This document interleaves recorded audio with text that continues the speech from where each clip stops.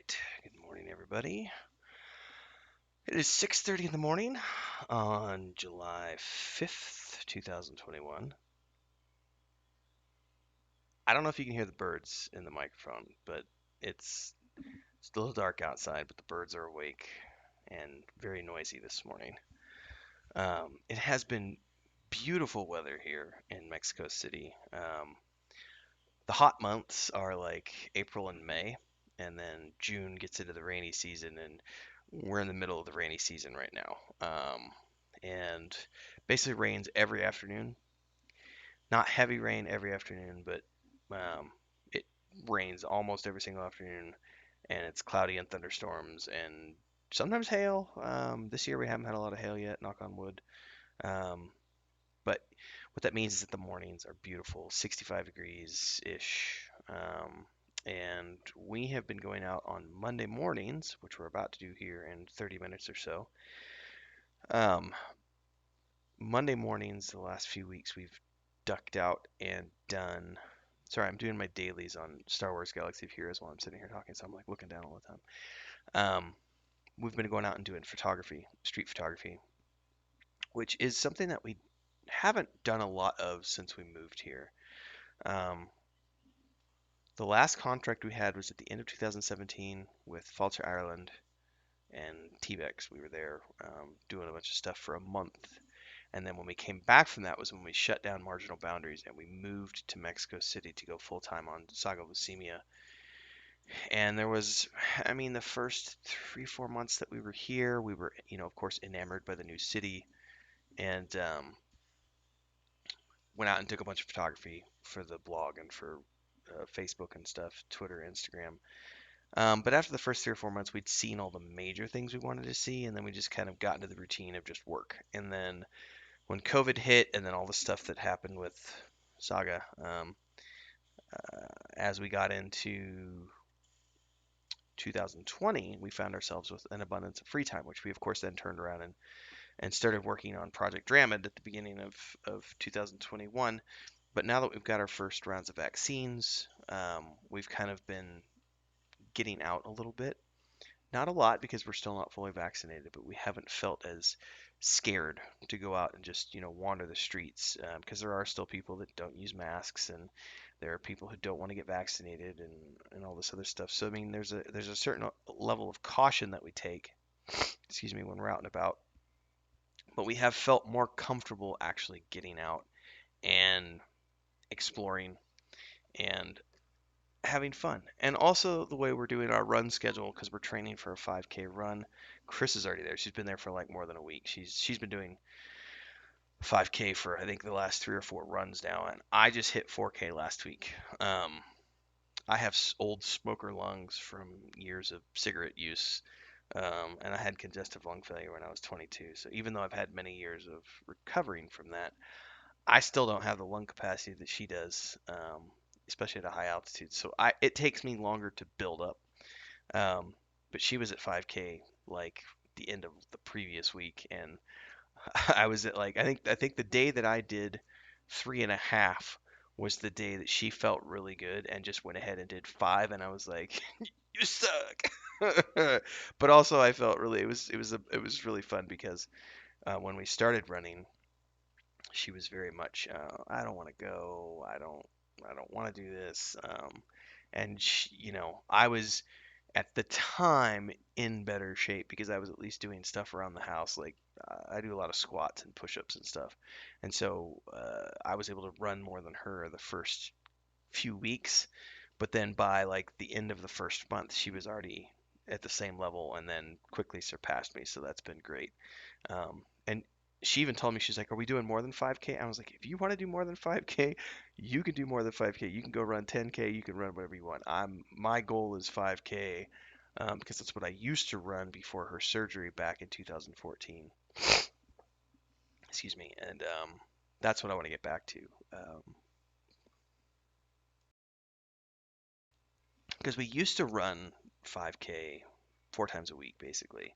And then when she had her surgery, the rupture, internal rupture, happened in the middle of one of our runs. So that was a very traumatic experience for her.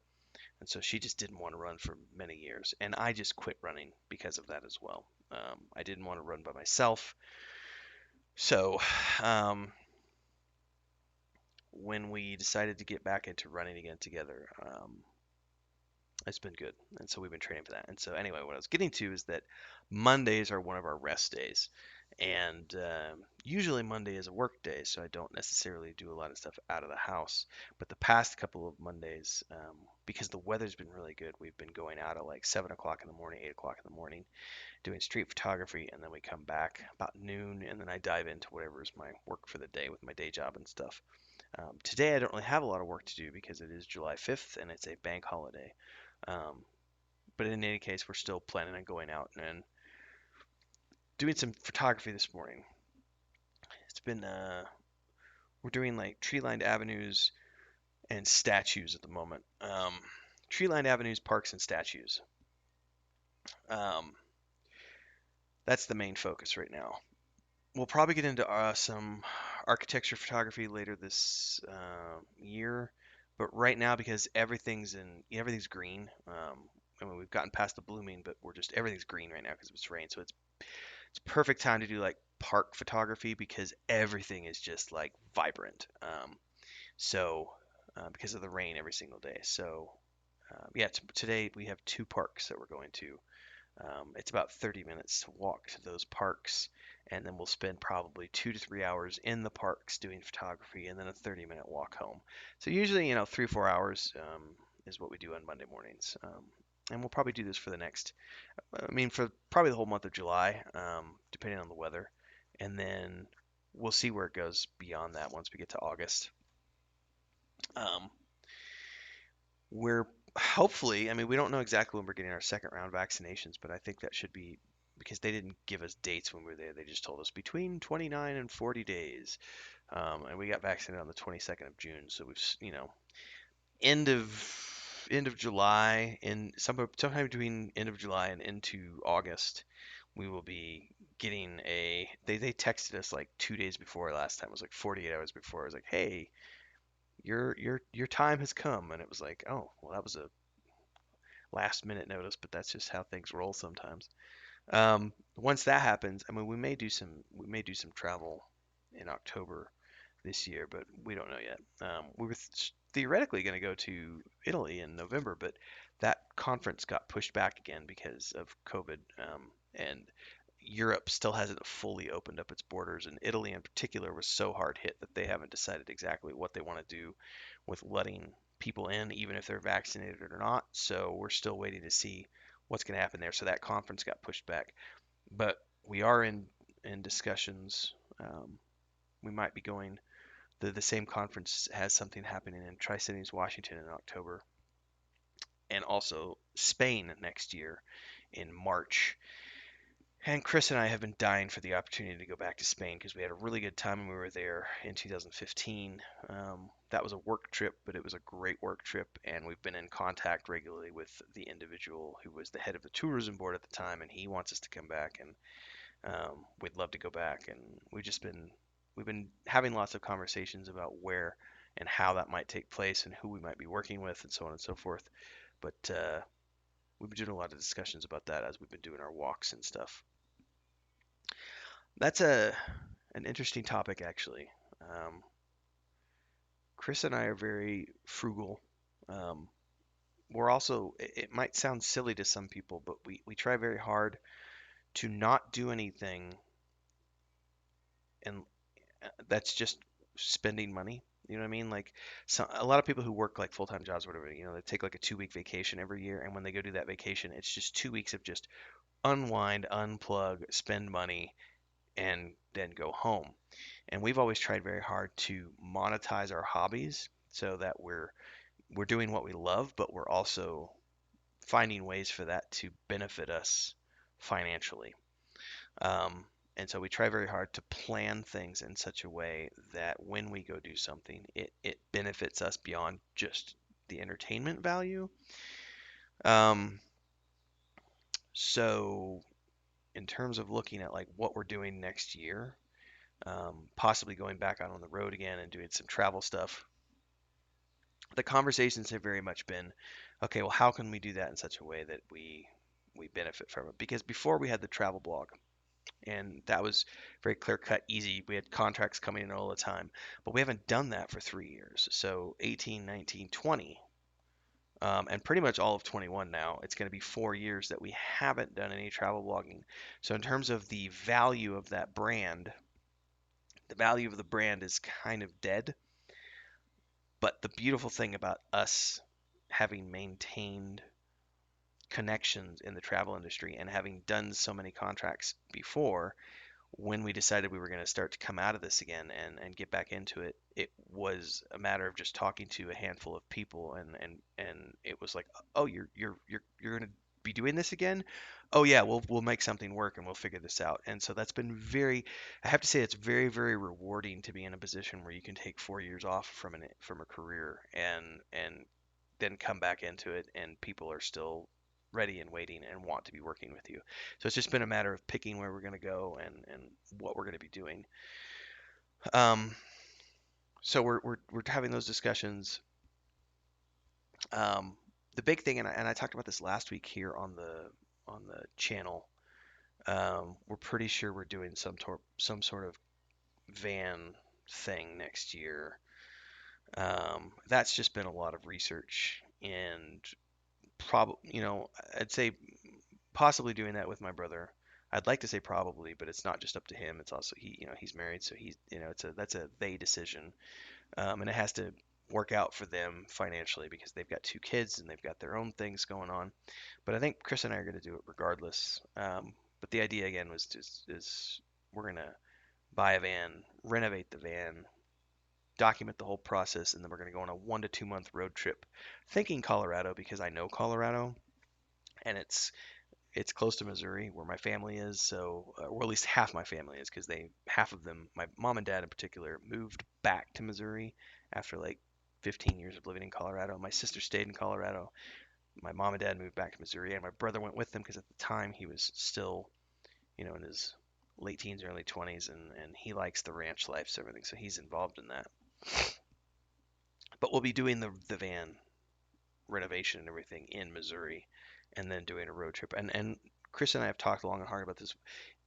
I would love to go do the Pacific Northwest, but I don't want to do that for this first trip because um, I'm not convinced that the internet is what I would need it to be to do a long haul trip. Going to doing the Pacific Northwest would be something that I would want to spend 4 months minimum doing because there's a lot of stuff there.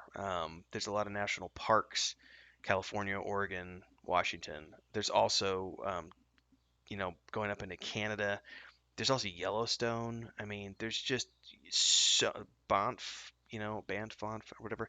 There's so many national parks and just stuff up there. I wouldn't want to do that unless I had 4 months minimum, like 4 to 6 months to really do that. And she and I are not convinced that we want to do 4 to 6 months with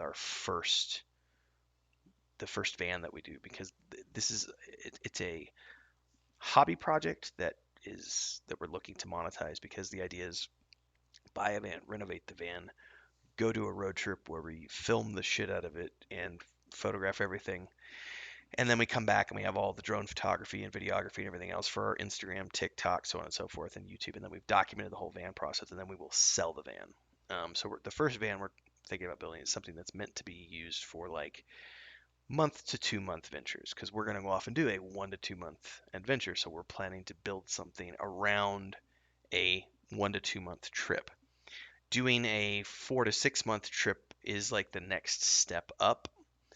And in order for that to happen, I need to know that there's good enough internet. Now, Starlink um, is getting there. Supposedly by the end of this year, I've read the other day, August is their plan. They're going to be rolling out the mobile, which is supposed to be used for like long haul truckers and RVs. And if that does what it's supposed to do, then I could be convinced to go do like a 4 to 6 month trek. But the limitation for me has always been internet. I need there to be good internet. I can't just go off for 4 months without having some sort of a dedicated, unlimited internet solution. And there are some solutions out there, and it's gotten a lot better in the past few years. Because when Chris and I first started looking at this, it was like back in 2015. And as much as the idea intrigued me, I couldn't at the time because I needed really good internet for Saga Leucemia. Well, I'm not doing the marketing for that anymore, so I don't necessarily need as much as I used to, but I still need it for my day job because I do a lot of video production for Hidden Compass. And it's not all the time, but there are weeks when I need to be able to be uploading and downloading dozens of gigabytes per day, and that isn't really realistic on most of the mobile unlimited plans because they'll cap you at like 15 gigs or whatever, and then they throttle you down, and I can't have that happen. Now, I do. There are solutions. We have a friend of ours who is full time in an RV, so they've got a truck and an RV.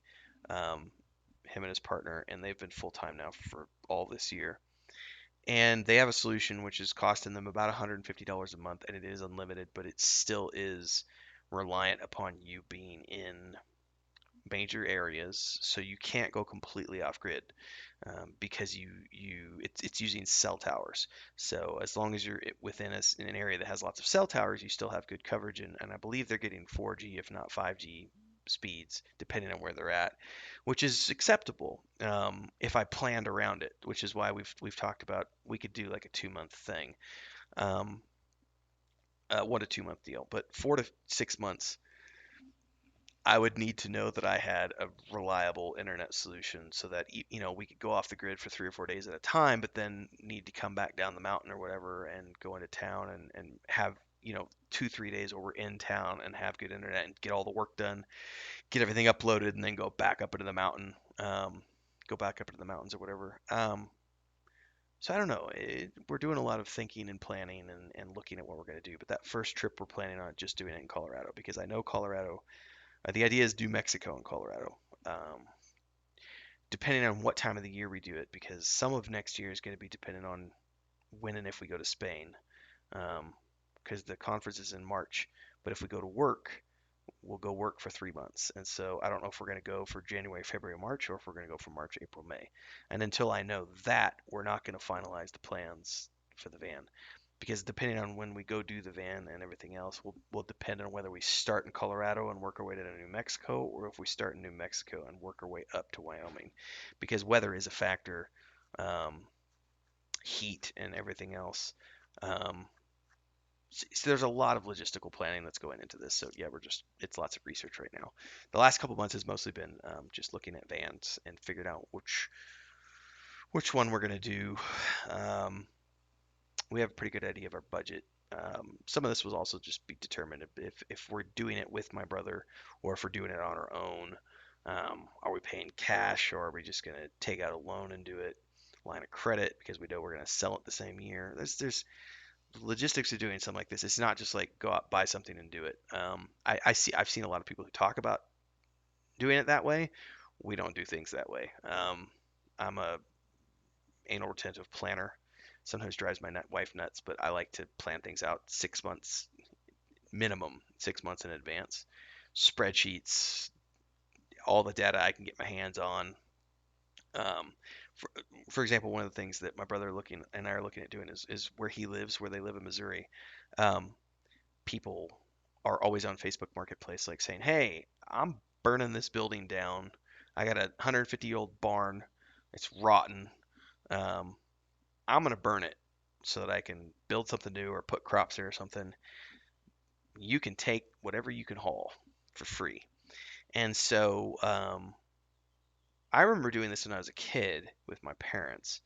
Um, it's very easy in that part of Southwest Missouri to find reclaimed lumber, and especially I know lumber prices right now are really high, but I like rustic stuff. So the idea of we're thinking about timing everything else about going out and doing a couple of hauls on some of these old barns that are being torn down or burned. Um, and it is a lot of work because you have to go out and sift through everything and figure out what's usable and what's not, and then you have to do the demo. So you got to be prepared with crowbars and sawzall and hammers and protective gear and all that other stuff. But the idea is we would go in and find like old old wood that we can use, and then people are giving away stuff all the time on Facebook Marketplace, like old stoves, old camp gear. Um, so the idea is we're going to try to do something that is using reclaimed lumber and old cabinetry, so that we have a more rustic feel to it, as opposed to, look at a lot of these new van builds. Um, they'll have like pristine white tile backsplash and like white pine cabinetry that they went and bought at Home Depot or something, and it's all pristine and modern.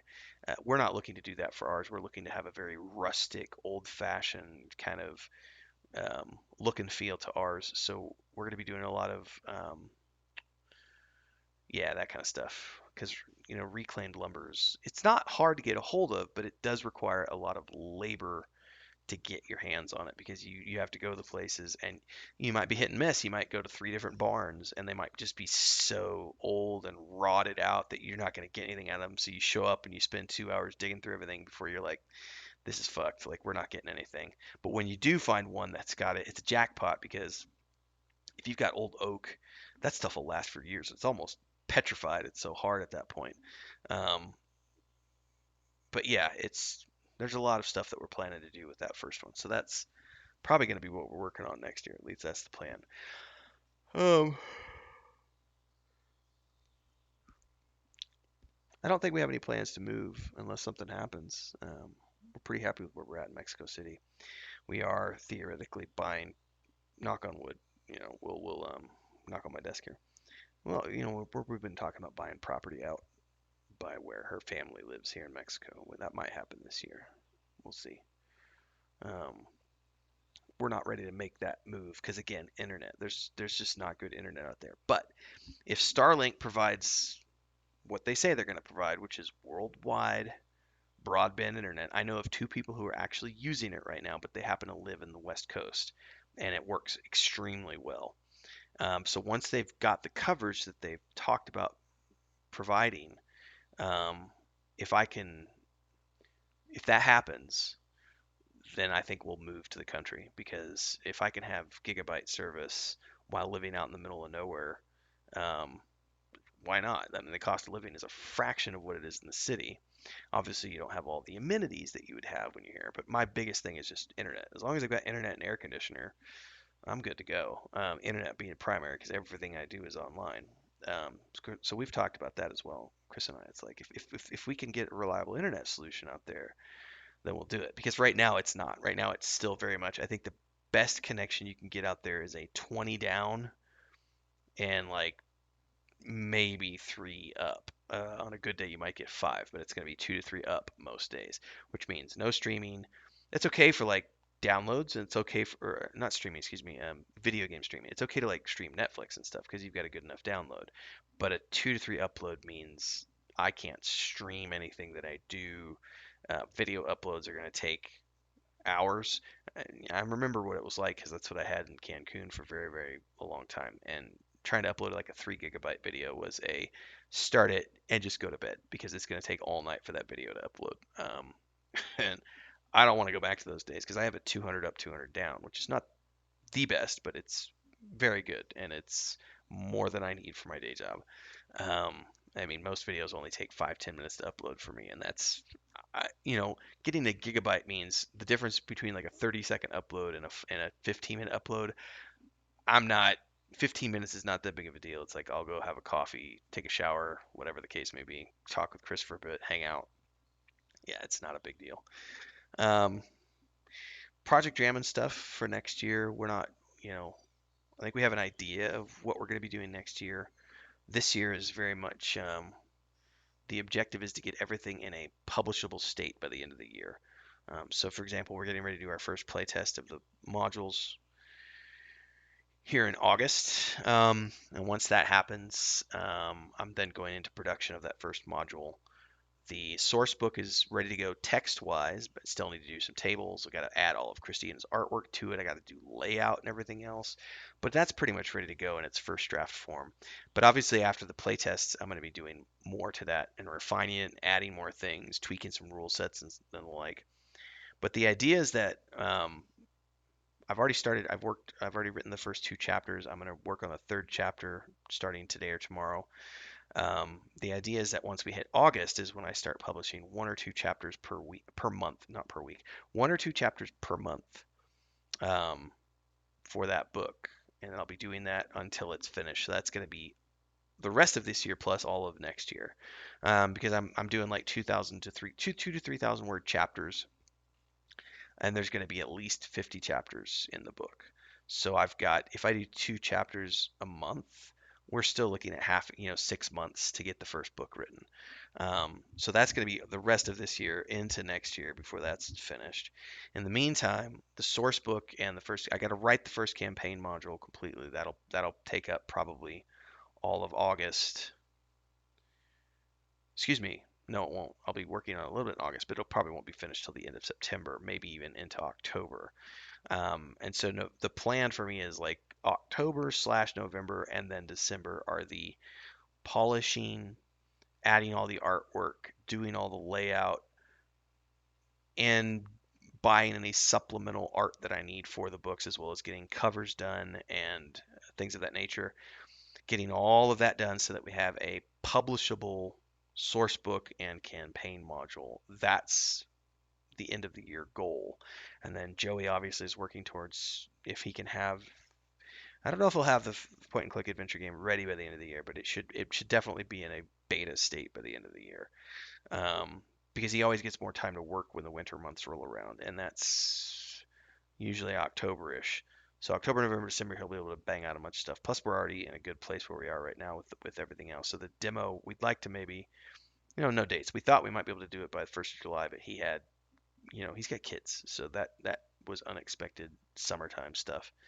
Um, so we'll see, but that's all objectives there. And then next year, the idea is that continuing to publish one or two chapters per week um, on Patreon, and then modules every 3 months. So just spending 3 months to get modules prepped, which means writing all the writing, all the art, and everything else, and then having modules come out quarterly on Patreon. Um, I can't do monthly. I mean, you look at a guy like DM Dave, he's doing monthly modules for fifth edition stuff, but he has a team of people and they're bringing in like $25,000 a month through their Patreon. That's I have a day job, so that's not going to happen. The only way I would be able to do one module a month is if I had three or four artists working with me and I was full time writing, and I'm not. I'm full time doing marketing stuff in the travel industry, and then I do Project Dramond in my spare time. And so it's when I get spare time to write everything else, and it's just the three of us. And my brother's not working on the tabletop; he's working on the adventure game, and I still have to do writing for that as well. So we're doing what we can with our spare time, but I don't anticipate doing monthly modules because I just don't have the time. Now it could, you know, Patreon could blow up at some point, and if it does, then I'll look at that win. But I'm not anticipating that happening. We're not at the moment. There's no need for us to do that because we both have jobs that pay our bills. So this is very much a thing we're doing on the side. It's a side hustle that generates a little bit of cash and pays for itself, which is great. Um, if it goes beyond that at some point, that would be awesome, but we're not pushing for it. So we'll see where that goes. But that's the plan for next year. I know people are like, but it's only July. Why are you already talking about next year? Because I am like that. I plan things out 6 to 8 months minimum in advance. So I'm already thinking about all of next year. Um, because I know we've got, stuff that we want to do in Spain, and that's going to be 3 months. So it's like, when is that happening? Is it the first of the year? Is that the second quarter of the year? We're also going to be doing the van next year, so when does that take place? And how do I coordinate that with my day job as well as with what we're working on with Project Dramond? And then Chris and I have talked about, well, what if we, what if we really like doing the van thing and we want to do it more than just the 1 or 2 months? It's like, well, we'll cross that bridge when we get to it. But the idea for that is we're not doing that for a lifestyle. We're doing that for the first one anyway is not for the lifestyle. It's for that's a business thing, making a few $1,000s off of a it's like flipping a house. You buy an old fixer upper, you fix it up, put in your time and labor, and then you turn around and you make some money off of it. And so that's the idea with the first van thing is buy it, renovate it, use it a little bit, but then sell it and make it worth your time so that you make a few $1,000s for your time. So yeah. And then I don't know where Chris's art is going because she's really enjoying it. And I told her, I was like, if you're really enjoying this and you might want to turn this into a career, I said, you may want to spend the time next year, the end of this year, whatever, get yourself a portfolio online and start freelancing, if you want. You don't have to. I mean, you've got plenty of work to do on Project Dramond. And if the Patreon blows up, then you can just have all that money. It's just, that could be a you thing. Um, and just focus on creating as much cool art as you can. So, well, I don't know. There's lots of ways that things can go. So, all right, I'm 30 minutes in. It is getting light outside, so that means I need to wrap this up. It is 7:03 a.m. on the morning of the 5th. I hope you all enjoy. I'm going to go out and do some photography. Have a nice morning. Don't forget to tune into the next episode of Mondays and MMORPGs here in a few hours. We're talking crowdfunding with Judah from over at Two Kinds, as well as Scribbles from Defend the Night. Probably we're going to do. We have one more episode that we're recording tomorrow night. We're back again with Ash and Phoenix. We might take a break for a little bit because I've got to get all the playtesting stuff ready for August. So there might be a little bit of a gap. We're debating whether or not we want to just call the next episode the end of season 3. It'll be episode 15 is what we're recording tomorrow night, which will be out next Monday. We might call that one the end of season 3 and then take like a month or two break and then come back for season 4 in the fall. But we might be turning it into a kind of like a news overview show, like Mondays and MMORPGs, talking about all the news about MMORPGs as opposed to mechanics and game dev stuff. We'll see. Don't know where that's going to be. Let me know in the comments below what you think we should do with the show. In any case, thanks everybody. See you next week.